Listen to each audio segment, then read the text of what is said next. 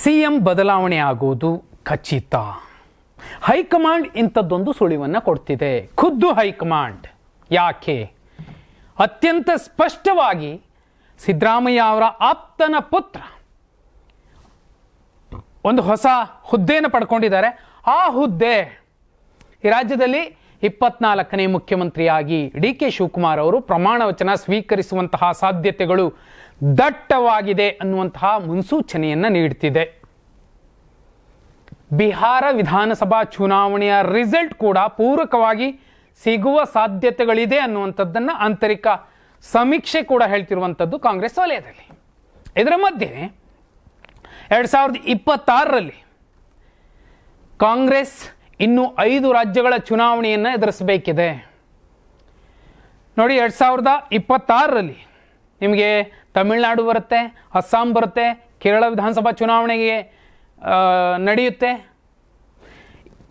ಇದಿಷ್ಟೇ ಅಲ್ಲ, ವೆಸ್ಟ್ ಬೆಂಗಾಲ್ ಕೂಡ ಬರುತ್ತೆ.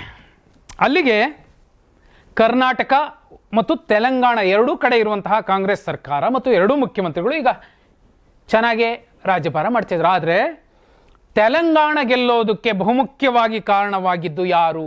ಹೈಕಮಾಂಡ್ ನೇರವಾಗಿ ನೋಡೋದು trouble shooter D K Shivakumar ಅವರನ್ನು. ಇದೀಗ ಮುಂದಿನ ಚುನಾವಣೆಗಳನ್ನು ಗೆಲ್ಲೋದಕ್ಕೂ ಕೂಡ ಇದೇ ಟ್ರಬಲ್ ಶೂಟರ್ ಈಗ ಸಂಪನ್ಮೂಲ ವ್ಯಕ್ತಿಯಾಗಿದ್ದಾರೆ. ಬಿಹಾರಕ್ಕೂ ಕೂಡ ಬಹುದೊಡ್ಡ ಲೆಕ್ಕಾಚಾರಗಳನ್ನು ಇಟ್ಕೊಂಡು ಏನೋ ಪ್ಲಾನ್ ಮಾಡ್ಕೊಂಡಿದ್ರು ಅನ್ಸುತ್ತೆ. ಆ ನಂತರದಲ್ಲಿ ಒಂದು ಅರೆಸ್ಟ್ ಆಯಿತು. ಆ ಅರೆಸ್ಟ್ ಎಲ್ಲಿಗೆ ಬಂದು ನಿಂತಿದೆ? ಈಗ ಒಬ್ಬೊಬ್ಬರ ಹೆಸರುಗಳು ಕೂಡ ಚರ್ಚೆ ಆಗ್ತಿರೋದು. ಆದರೆ ಇವೆಲ್ಲದರ ಮಧ್ಯೆ ಕೇರಳವನ್ನು ಟಾರ್ಗೆಟ್ ಕೊಟ್ಟಿರುವಂಥದ್ದು ಡಿ ಕೆ ಶಿವಕುಮಾರ್ ಅವರಿಗೆ. ಹೇಗೆ? ಕೇರಳವನ್ನು ಕೂಡ ಗೆಲ್ಲಬೇಕು, 2026ಕ್ಕೆ ಕೇರಳದಲ್ಲೂ ಕೂಡ ಕಾಂಗ್ರೆಸ್ ಸರ್ಕಾರ ಬರಬೇಕು ಅನ್ನುವಂಥದ್ದು ಹೈಕಮಾಂಡ್ನ ಒತ್ತಾಸೆ. ಅಲ್ಲೇನಾಗುತ್ತೋ ರಿಸಲ್ಟ್ ಗೊತ್ತಿಲ್ಲ. ಆದರೆ ತೆಲಂಗಾಣದಲ್ಲಿ ಯಾವ ರೀತಿ ಮ್ಯಾಜಿಕ್ ಮಾಡಿದ್ರೋ, ಕರ್ನಾಟಕದಲ್ಲಿ ಏನಾಯಿತೋ ಅದೇ ರೀತಿ ಕೇರಳದಲ್ಲೂ ಆಗಬೇಕು. ಅದಕ್ಕೋಸ್ಕರನೇ ನೋಡಿ, ಸಿದ್ದರಾಮಯ್ಯ ಅವರ ಅತ್ಯಾಪ್ತರು ರಮೇಶ್ ಕುಮಾರ್ ಅವರು, ಮಾಜಿ ಸ್ಪೀಕರ್, ಅವರ ಪುತ್ರ ಹರ್ಷ ಕನದಂ ಅವರನ್ನ ಕೇರಳ ಕಾಂಗ್ರೆಸ್ನ ವಾರ್ ರೂಮ್ನ ಅಧ್ಯಕ್ಷರನ್ನಾಗಿ ಮಾಡಿದ್ದಾರೆ. ಆದರೆ ಹರ್ಷ ಕನದಂ ಅವರು ಸಿದ್ದರಾಮಯ್ಯ ಅವರ ಜೊತೆಯಲ್ಲಿ ಗುರುತಿಸ್ಕೊಳ್ಳೋದಕ್ಕಿಂತಲೂ ಹೆಚ್ಚಾಗಿ ಡಿ ಕೆ ಶಿವಕುಮಾರ್ ಅವರಿಗೆ ಅತ್ಯಾಪ್ತರು. ಅಲ್ಲಿಗೆ ಟಾರ್ಗೆಟ್, ಮುಂದಿನ ಡಿ ಕೆ ಶಿವಕುಮಾರ್ ಅವರ ಟಾರ್ಗೆಟ್ ಕೇರಳ ಗೆಲ್ಲುವಂಥದ್ದು ಹೈಕಮಾಂಡ್ ಕೊಟ್ಟಿರುವಂತಹ ಒಂದು ಹೊಣೆಗಾರಿಕೆ.